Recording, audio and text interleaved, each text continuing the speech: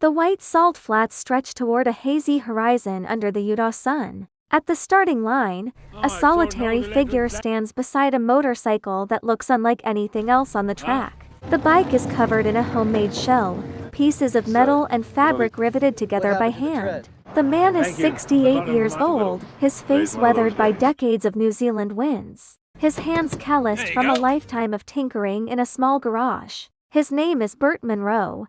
He has traveled over 7,000 miles from the small town of Invercargill to this place for one reason. He wants to see how fast his old Indian scout can really go. A sudden pain crosses his face. His hand moves to his pocket and pulls out a small glass bottle. He opens it with trembling fingers, tilts his head back, and places something under his tongue. Then he holds the bottle over the gas tank and grins, tilting it as if pouring. A young crew member watches, confused. Burt just winks and puts the bottle away. A pickup truck rolls up behind the bike. Several men jump out and gather around. Burt climbs onto the motorcycle, but his leg catches on the thick padding made from an old electric blanket. He struggles, trying to force his leg into the tight space. One of the men offers to remove the padding. Burt waves him off, then points at his other leg and shrugs. The men laugh and shake their heads. They position themselves behind the bike and start pushing. The engine sputters, coughs, then roars to life. Blue smoke pours from the exhaust. Burt accelerates, the bike wobbling for a moment before straightening out. Soon he is a tiny speck on the white expanse, racing toward the horizon at impossible speed. On the sidelines, a crowd gathers. They crane their necks, shielding their eyes from the bright sun reflecting off the salt. They see a tiny figure growing smaller and smaller, a cloud of white dust trailing behind. No one speaks. They just watch. Numbers begin flashing on a large electronic board. 158 miles per hour. Murmurs ripple through the crowd. 167 miles per hour. People start standing up. 171 miles per hour. 172. 183. 193. 194. The crowd is on their feet now, screaming at the distant figure. Come on, Burt, go. The final number flashes across the board. 201.851 miles per hour. For a moment, silence.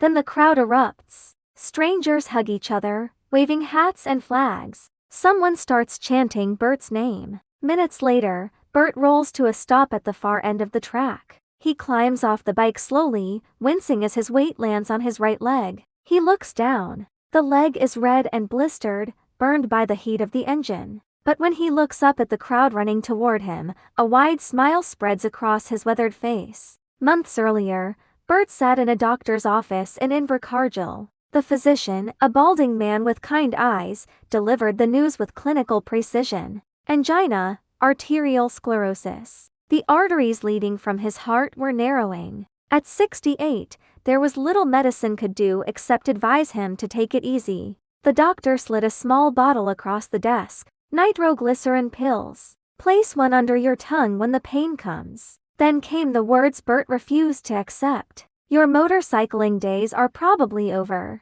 Burt picked up the bottle, looked at it, and walked out without another word. That same week, Burt attended a local club night. The hall was crowded with friends and neighbors. A woman named Fran grabbed his hand and pulled him onto the dance floor. They twisted awkwardly to the music, surrounded by smiling faces. Someone passed a hat around, collecting money to help Burt get to America. When they called him up on stage, Burt stood speechless, overwhelmed by their faith in an old man and his ancient motorcycle. Then a group of young bikers confronted him. They pointed at his photo on the wall and sneered. Old codger, Army Indian. Burt tried to correct them politely, explaining that his bike was a genuine 1920V Twin Scout. They laughed and asked if it came with pedals. Burt accepted their challenge. At the dirt track the next day, young men on shiny bikes revved their engines. Burt's friends pushed his old Indian to start it. The flag dropped. Burt's bike lurched forward, slowly gaining speed.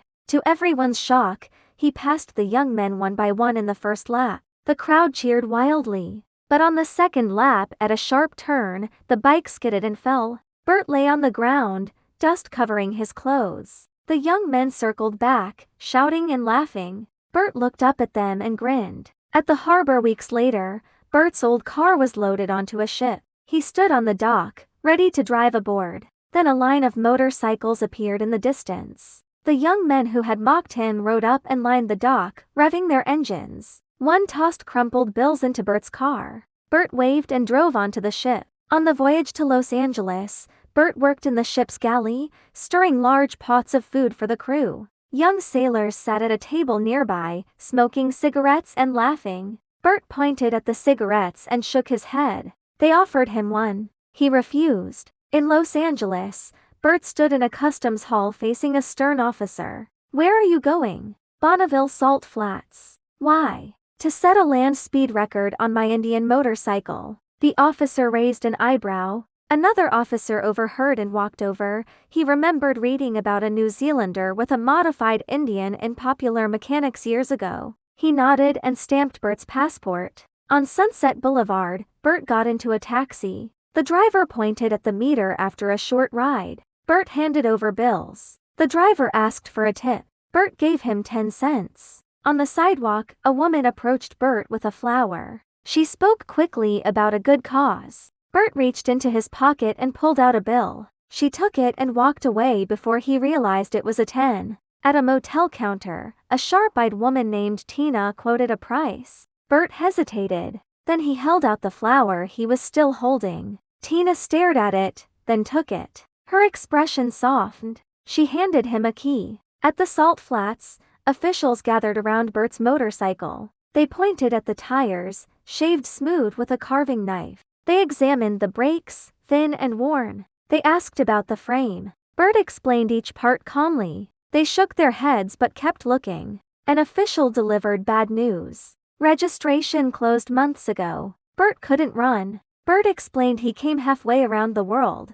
The official shrugged. Rules are rules. Another racer, Jim Moffat, recognized Burt from magazine articles. He argued with the officials. Finally, they agreed to a handling run. Burt would ride while they followed. Burt took off across the salt. The officials followed in their vehicles. Burt accelerated. 60, 70, 80, 95 miles per hour. He left them in the dust. On race day, pain crossed Burt's face. He reached for the bottle, placed a pill under his tongue. Then he leaned toward the gas tank, bottle in hand, grinning. The push truck arrived. Men pushed. The engine roared. Burt disappeared down the salt. Numbers flashed. 158. 167. 171. The crowd rose. 172. 183. 193. 194.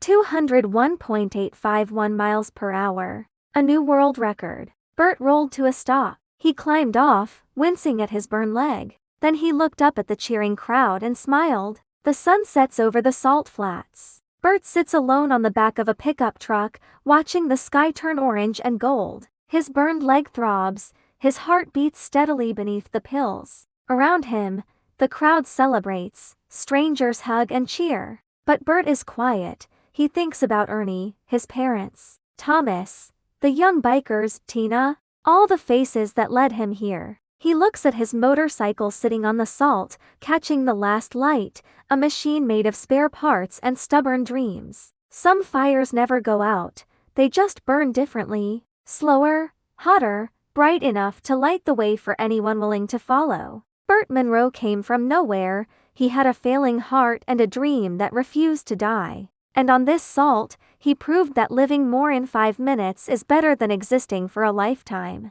The stars come out. Burt smiles. He made it.